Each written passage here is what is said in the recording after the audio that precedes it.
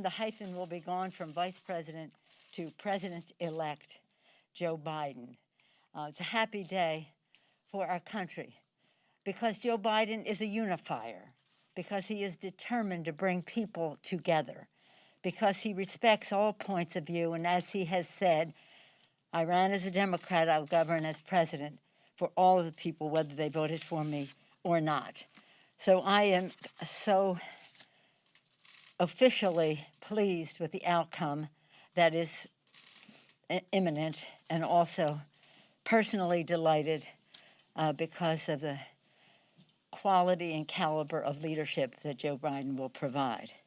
This morning it is clear that the Biden-Harris ticket will win the White House. His election is historic, propelled by the biggest vote ever in the history of our country, 73.8 million and counting Americans, the most votes ever received by any presidential ticket in history.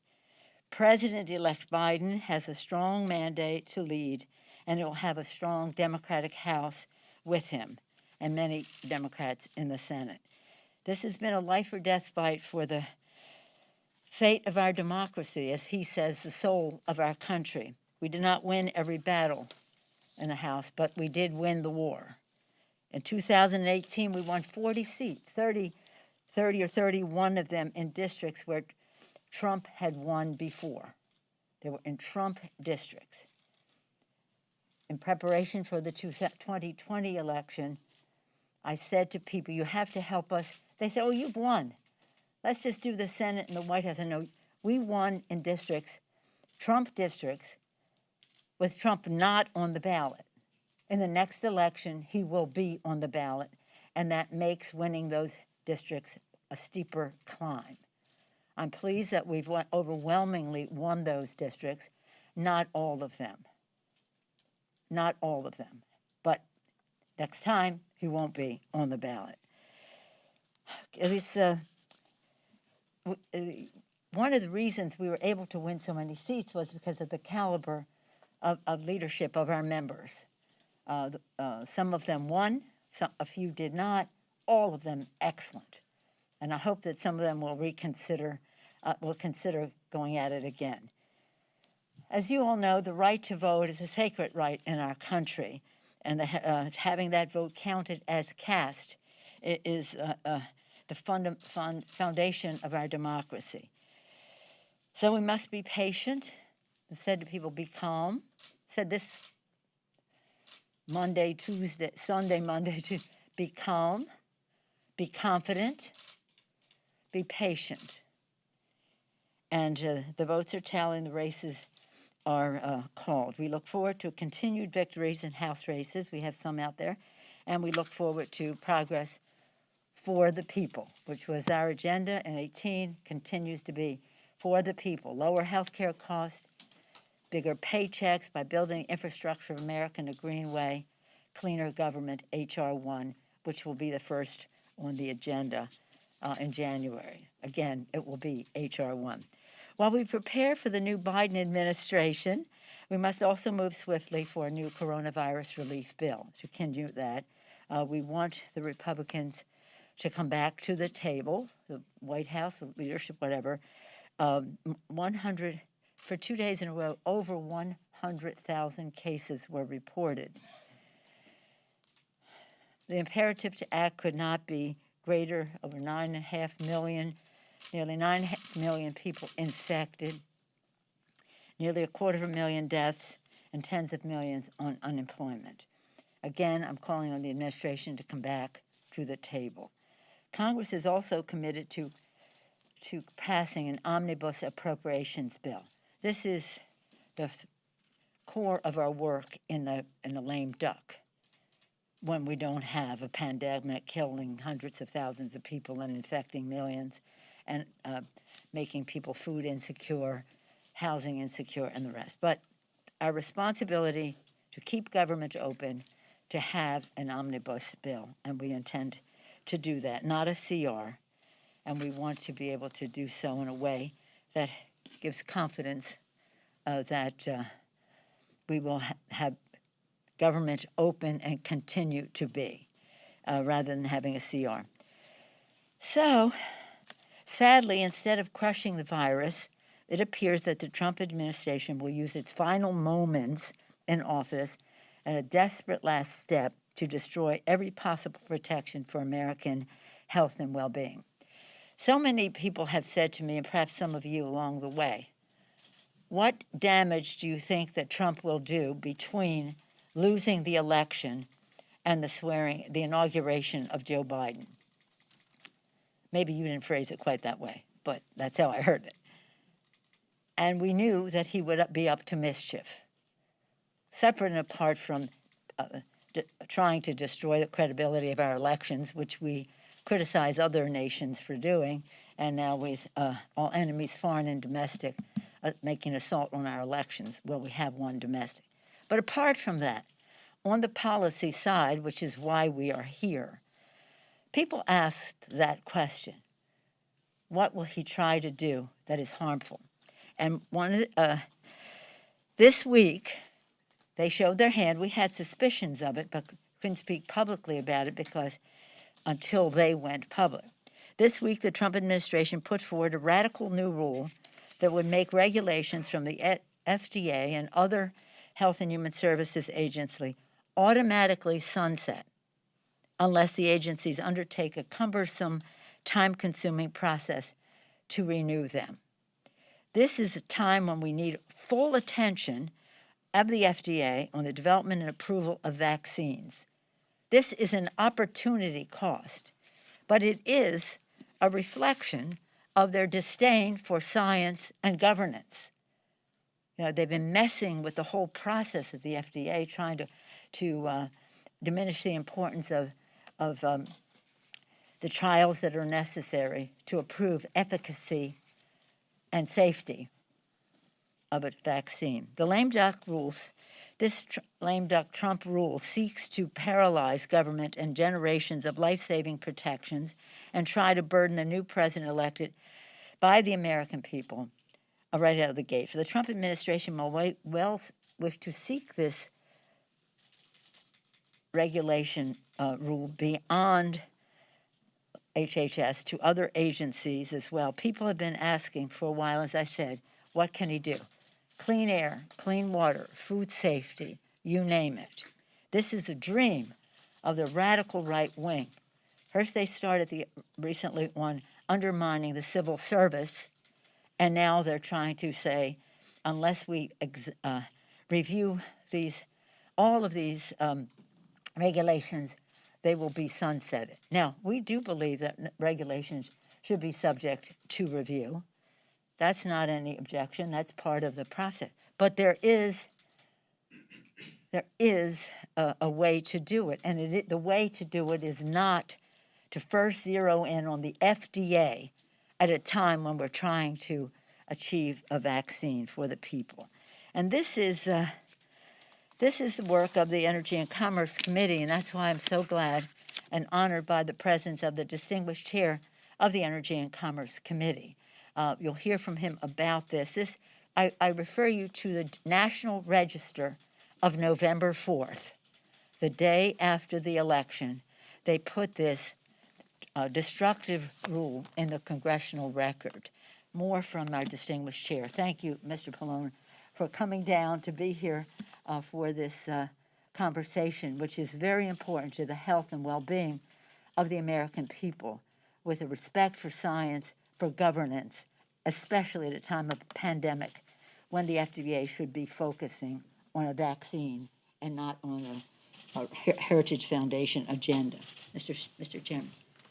Thank you, Madam Speaker. And let me say, like you, and I think like all Democrats, and I think most Americans, it's a very happy day because we do believe it's quite clear that Joe Biden and Kamala Harris will be our next president and vice president. And so we can't help but be happy about that, as the Speaker obviously is, and I am. But I just also want to commend the Speaker for still stressing so much that we have to crush this virus, which she has been saying now for so many months. And of course, you know, I think the last time I was here with her, we talked about the need for robust national testing, tracing, and treatment, which is in the HEROES Act, and which she kept insisting on as she negotiated with the White House.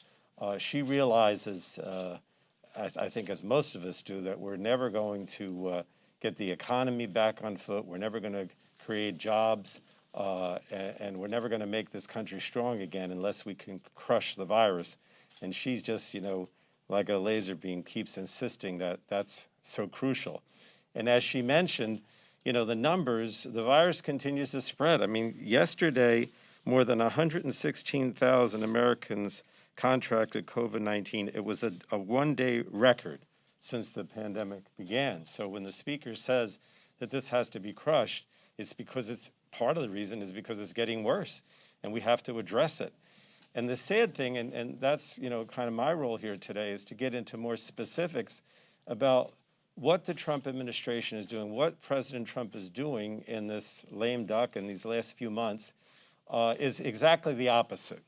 In other words, rather than trying to help with the scientists, with the health experts, with those career servants who have been helping us try to come up with a response to this virus, he's trying to undermine it all. He's trying to make it more difficult for us to crush the virus. He's making it more difficult for those health experts to speak out and to even be there at all to help with this effort. And that is so unfortunate.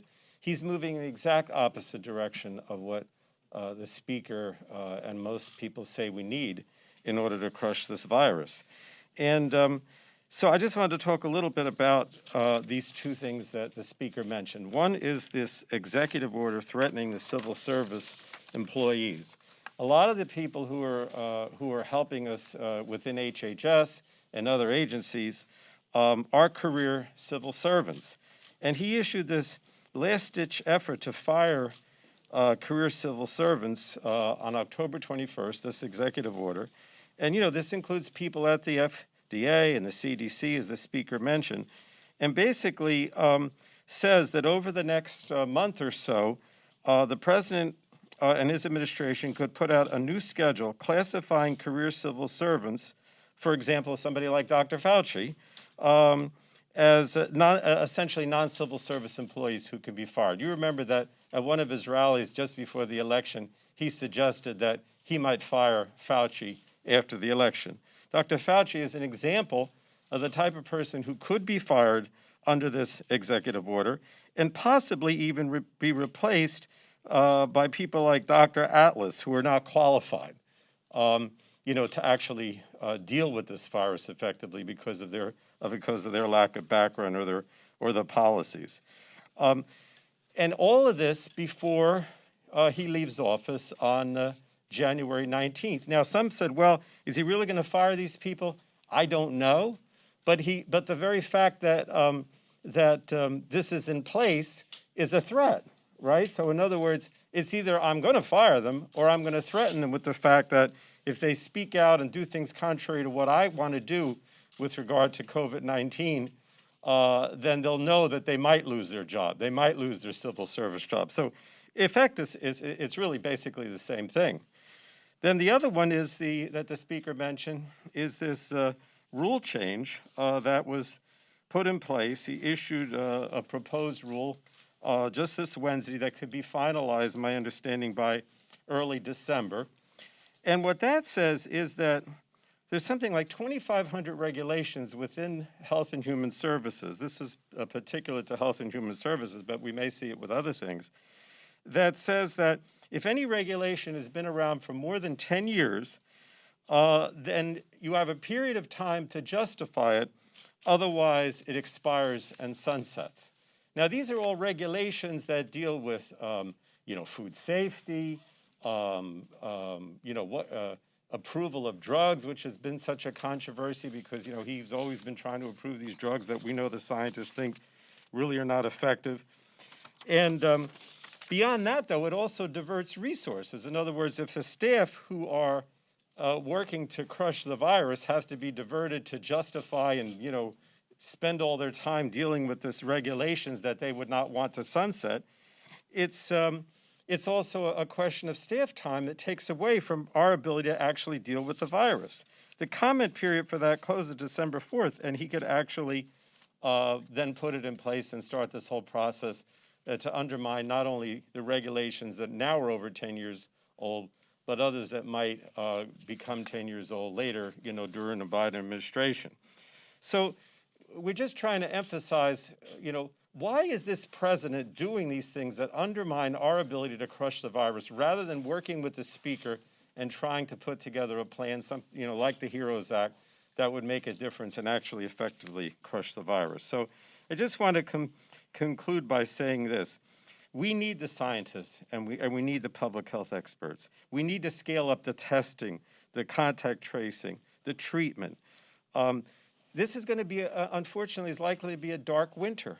And it just doesn't make any sense for the president to use this short time that he still has left to undermine the national response. It's also an insult to these civil servants.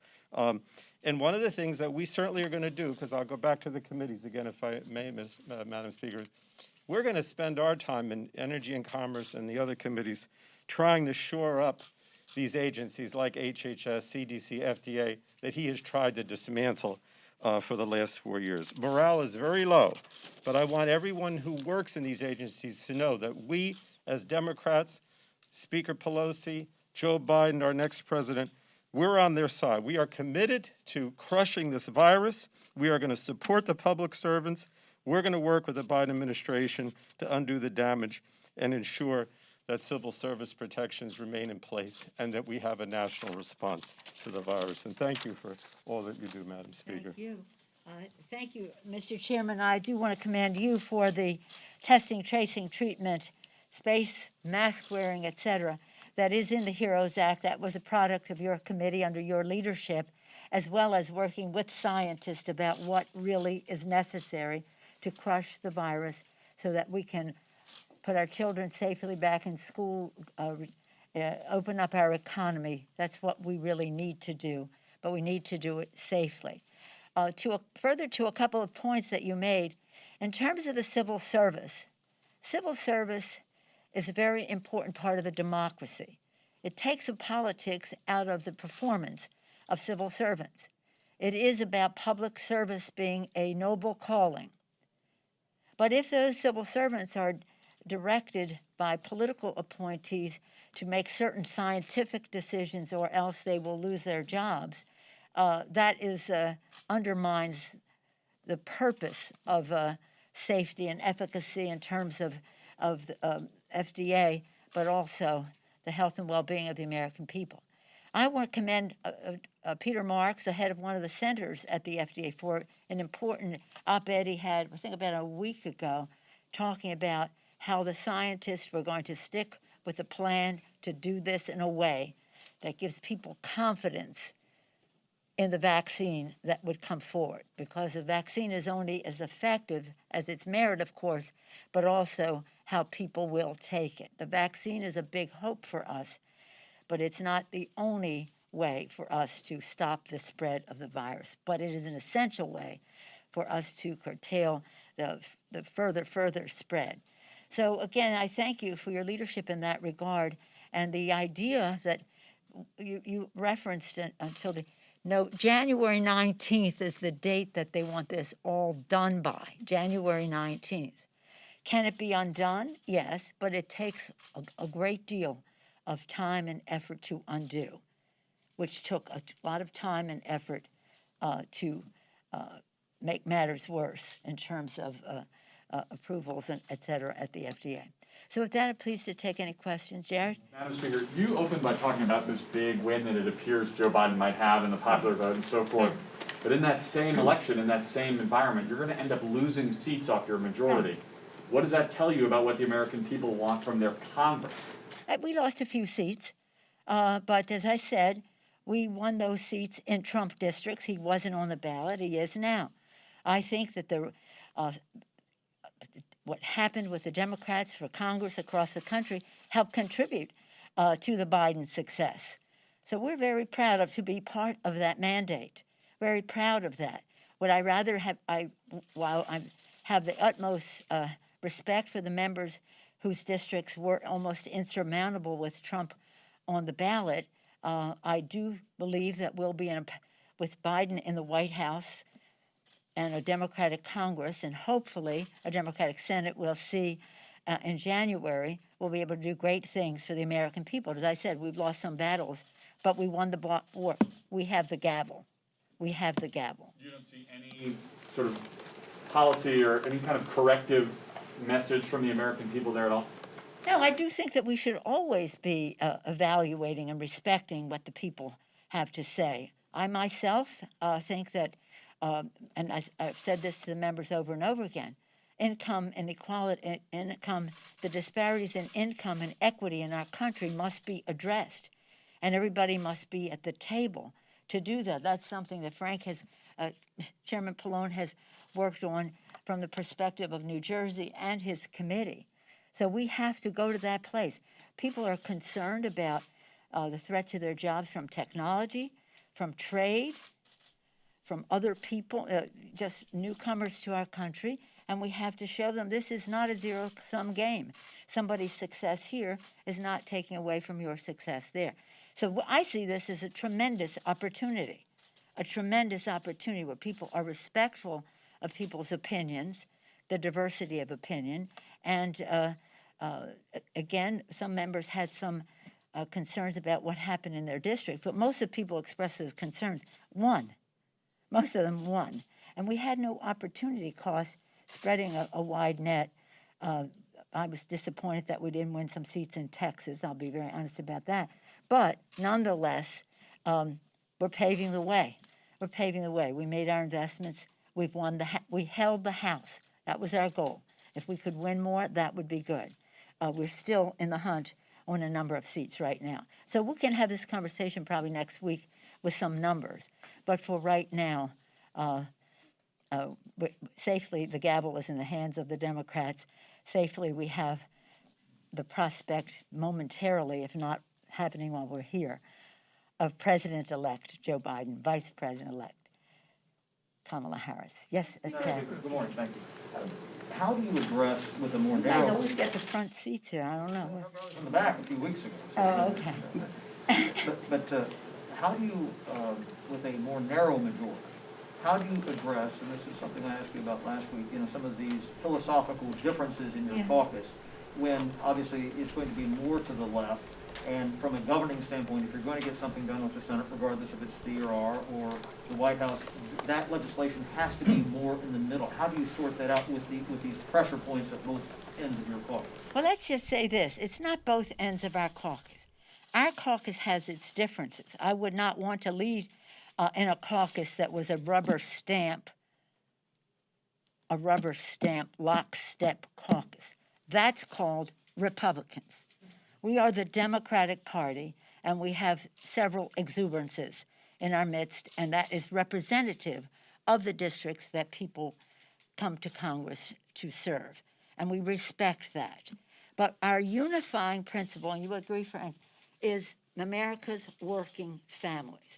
Everybody is there to make progress for America's working families. I always say it in terms of the children. Our children, their health, their education, the economic security of their families, a safe, healthy environment in which they can thrive, including from gun violence, and a world at peace in which they can reach their fulfillment. So about the families, the kitchen table issues, nobody is more attuned to that or connected to America's working families than Joe Biden as President of the United States. So I think you will see, as we build consensus, we don't govern from on high, we build consensus. Not everybody, I didn't say unanimity, I said consensus. And I see it as an opportunity. I do say, and I have said publicly, I represent San Francisco very proudly, and some issues that would be wonderful in my district are just not winning issues other places in the country that we have to win. That doesn't mean we curb our enthusiasm for our boldest progressive agenda, but it does mean that we recognize if we're going to win in other places in the country, common ground with the respectful of what works in my district for me, but and other members in their districts, but also respectful for how it works for members in their district. And Frank has a variety of points of view in New Jersey. Did you want to speak to that? Well, I mean, I think you could maybe use New Jersey as an example of what the speaker is saying, right? In other words, we had four frontline members who basically over the last two election cycles took back Republican districts for Democrats. These were Republican districts. You know, you look at the NCIC or whatever performance, they leaned Republican by anywhere from 2 to 5 or 6%.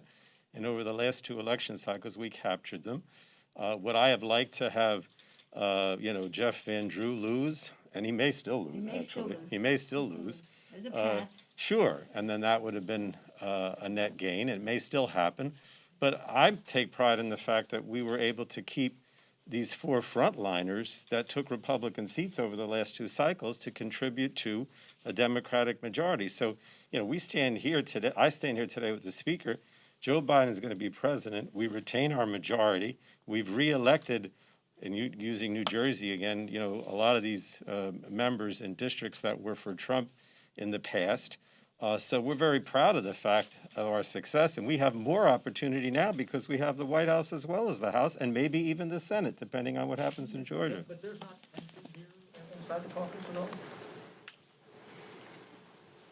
Welcome to my world. We always have, a beautiful dynamism in our caucus. But no, I think people are. Some people. I would say we have a healthy difference of opinion within our caucus, but not in any way to be problematic in how we legislate. What the conversation was about, what is the winning message outside, and the message in the districts that we have to win is the message that unifies us, a message for America's working families, and everybody knows that. Yes, sir. I was The wondering. gentleman behind. Okay. He had his hand up first. Madam Speaker, the previous four presidents, Clinton, Bush, Obama, and Trump, entered their first year with their party fully in control of Congress, the House and the Senate. How much do you have to trim back the ambition, knowing that at best it's a 50-50 Senate, and some think that the Republicans are favored in Georgia, and you'll still have Majority Leader McConnell? Well, how many times have you heard me quote Lincoln? Public sentiment is everything. With it, you can accomplish almost anything. Without it, practically nothing. And that is what I think is going to save the day. The public wants the virus to be crushed. They want the economy to be open. They want children to go to school safely. The public wants a big jobs bill. And I don't care if you're in a San Francisco, Michigan, Alabama, wherever it is, people want jobs. They want jobs. And that is, when we talk about the health and well-being of the American people, job security is an important factor of health for those people. So as we go forward with a infrastructure bill, that is usually not partisan. It isn't partisan. And we're going to blanket the country with a Build Back Better, as Joe Biden calls it. We called it Moving America Forward. We have a great deal in common between those two agendas. And we think that, when we did for the people, remember we did that in 2018, we weren't looking for a fight for lower the cost of prescription drugs. The president said he would do that. He said he was going to negotiate like crazy to lower the cost of prescriptions by having negotiation. I'm going to fight like crazy for negotiated prices. Okay, he didn't, but he said that, and that was common ground. He said he wanted to build the infrastructure of America. Every conversation I had with him, starting and congratulating him, and then after that, every conversation before he was president and in months after, I want to build the infrastructure, I want to build the infrastructure, until it came time to make the tough decisions about paying for it and the rest, and then he stalked out of the room. So those were two areas that he had espoused in the campaign. So we weren't, we were looking for the most impactful initiatives to affect people on their kitchen table issues, the cost of health care, et cetera, Preserving the pre-existing condition benefit, how many times did you talk about that? Never did anything about it. Healthcare, climate change, So immigration. I think that, look, the Republicans are taking a lot of time saying how much they support the pre-existing medical condition. Well, let's just see what the court does there, because that really, that will be, and that's Frank's purview as well, in terms of, you want to speak to the health issue? Well, again, I think that, if you listen to what the Republican leadership says in the House and the Senate, they say they want everybody to have health insurance. They say we're going to repeal the ACA, but we're still going to make sure people have health insurance. Well, I don't believe that because I think the ACA is the most effective way to accomplish it. But whether the courts undermine the ACA or certainly the president has, I think there's a recognition with both sides of the aisle that we need to have close to 100% or however close we can get of Americans covered. So I think there's opportunities to work with them to deal with this. Hopefully the court doesn't repeal the ACA because that would be hugely tragic for the country. But it's certainly possible to work with them on a number of these health issues, and we will. And now we have the upper hand because we have the president. So I think that they're going to have to come a lot closer to what we want than to whatever President Trump wanted, which I don't even know what he wanted. But And let me just say on this score again, because this is where we go from here. And we want to unify. Joe Biden, as I said, is the great unifier. Where are the issues that we can find as much common ground as possible? Now, if we're talking to our supporters in the labor movement, jobs. If you're talking about the poorest people, Reverend Barber's Poor People Crusade and all that, jobs. Everything in between, jobs, jobs, jobs, a four-letter word. And that is where we should be focusing, and health, jobs, education for our children. And we have to show with our initiatives, for example, the timetable that our planet is on, the climate issue is a big issue for us. It's also a jobs issue. It is, we can create good paying green jobs, be preeminent in the world in green technologies as we advance it as a health issue, clean air, clean water, as a national security issue to protect the habitat and the resources and prevent some of the migration that causes unrest, as well as a moral issue. So, but when we're doing it, we have to have everybody at the table so that people are not afraid of the future, because it is inevitable. The future is inevitable. We will have to address the climate crisis. Technology has an inevitability to it. We have to address what it means when you're having precision farming and robots in the assembly line and the rest. Trade, we are a global economy. There's just no getting around that, and we want to be because we want markets for our products. But people are intimidated by that, and we want to make sure that, again, as I said earlier, it's not a zero-sum game.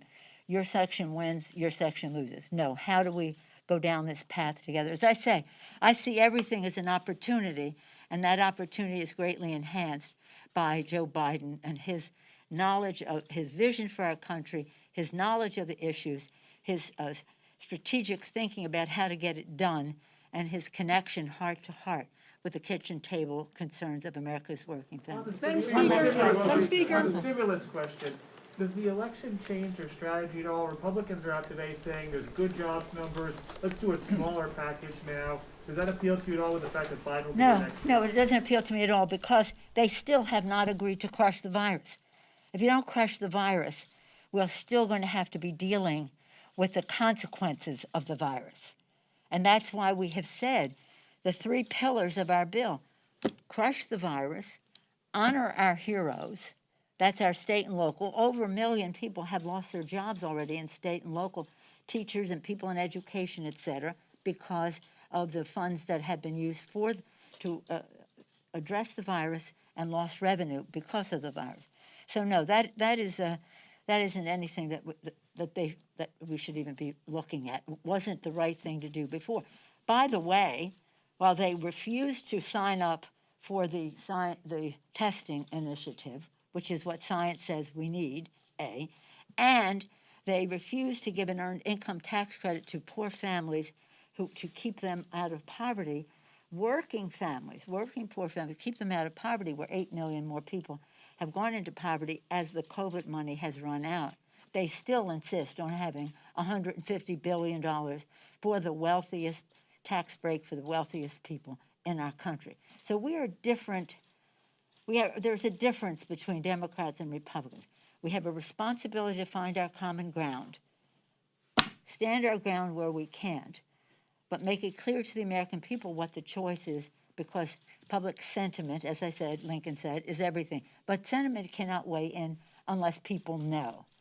For us now, the fact that we have the President of the United States to speak to the American people in these terms is such an advantage for us to be able to work together in a bipartisan way, rather than the Republicans mischaracterizing what we're trying to do in the Congress of the United States. Again, I see it as an opportunity. I think Joe Biden has a big mandate, a bigger mandate than John F. Kennedy when I was in school, and a bigger mandate than others.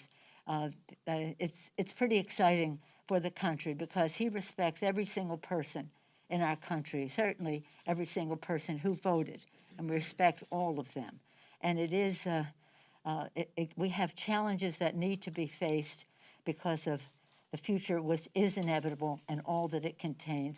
But we want people to know that the decisions about it start at the kitchen table and emanate out, not at the corporate boardroom and trickle down. Thank you all very much. Madam Speaker. Madam Speaker.